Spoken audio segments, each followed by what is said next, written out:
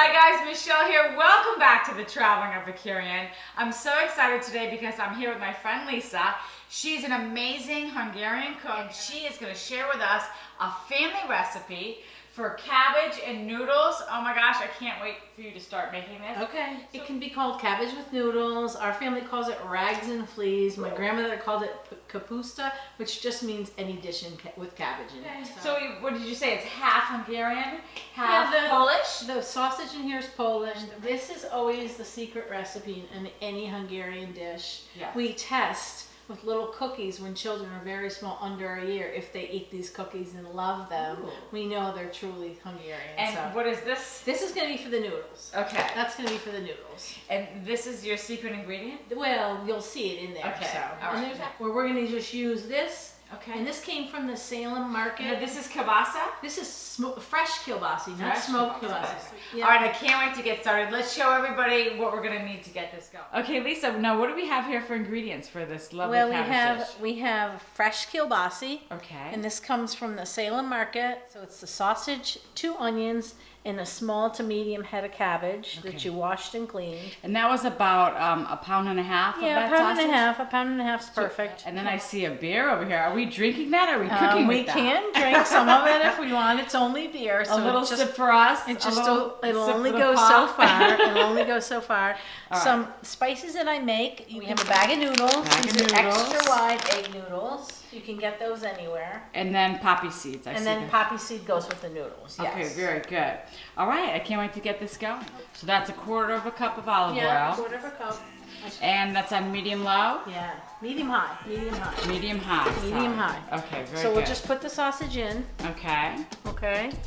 And you're not even cutting up the sausage, you're taking it out of the casing? It's all cooked. Okay, very good. Yep. So how long will this take, Lisa? This will take about 15 minutes. So this is going to cook for about 15 minutes. You'll turn the kielbasa over, and while we're letting that cook, we're going to cut up our sausage. Excellent. I mean, cut up our cabbage and our onions. Okay. The cabbage are rough chopped. Okay. And then you're saying, so in Hungarian cooking, you don't use a lot of garlic. Don't use a lot of garlic. This is the rags part of the recipe. The noodles are the fleas, so it's called. Noodles are the fleas. Yeah. I love that. How did they come up with that? I'm not sure I get that. I think it's because so many of the people from Hungary knew so many languages that they just went to the easiest language. Yes. And most people that came from Hungary or Eastern Europe they wanted to be Americans. Yeah. They wanted to be Americans. Okay. So the only way I learned this is when I got to be 3, maybe 4, is to stand on a stool right next to my grandmother. Oh my goodness! You've been making this since you were 3 and 4 years old. Seeing what it was. Oh, I love that! Wow, that was beautiful. And she always had her own personal knife, her wooden spoon that nobody else was allowed to use. No, nobody else was allowed to use it. Okay. So your grandmother had her own knife. She had her own knife, her own wooden spoon, her own pots. So when she came to my house, she would do all the cooking. My mom never cooked. Really? My mom never cooked. So you kind of skipped a generation. Good cook, skip a generation. Good cook. Although my mom might have to disagree with that. We'll also use our secret ingredient, which is a little paprika. I have 3 kinds in here.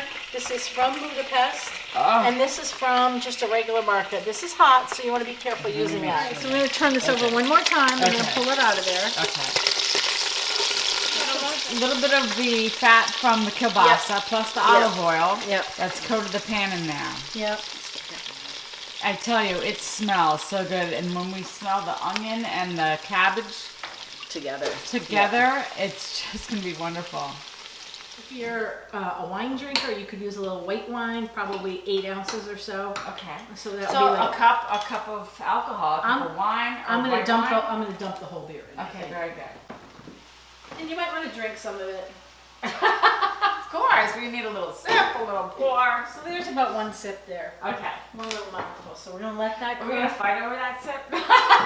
We could. This is my husband. We can arm wrestle. This is my husband's last Heineken, so. Okay. He's not home. Okay, so we'll he won't know the difference. We'll put a little bit of salt and pepper in here. Okay. We'll lose a little bit of the secret ingredients. So now we're gonna put a little paprika in. I don't ever measure, but that's probably It was about a teaspoon. about a teaspoon. Yeah, and then you can taste as you go. Okay. And so just a little backstory about my grandma. She was raised really, really poor. She was the oldest of 12 children. When she went after 6th grade, she went to work right away.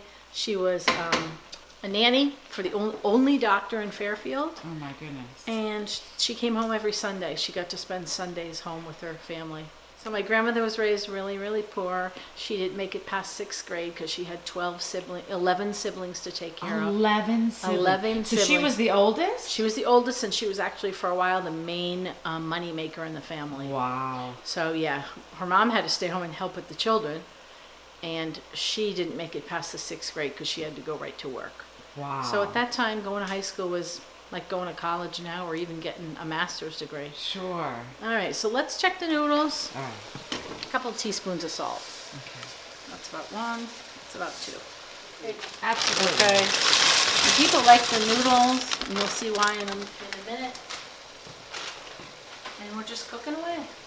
Well, it's definitely not, you know, that period of time was definitely use every single thing in your kitchen. Every single thing that you had in the And kitchen. you didn't really have a shopping list. Yeah. It was whatever was fresh in the garden, or was going to go back in the pan. Okay. Give it a little flavor, a little extra flavor. And we're just about finished here. Paprika, which is kind of good if you don't know. That's about 3/4 of a teaspoon. We're going to put a little bit of Butter a little on bit top. of butter, not a lot. Okay. About 2 tablespoons. 2 tablespoons. That's going right in. It's going right on top of the noodles. Nice. And a little bit of sugar on the noodles. Gotcha. And then our magic ingredient. With the poppy seeds.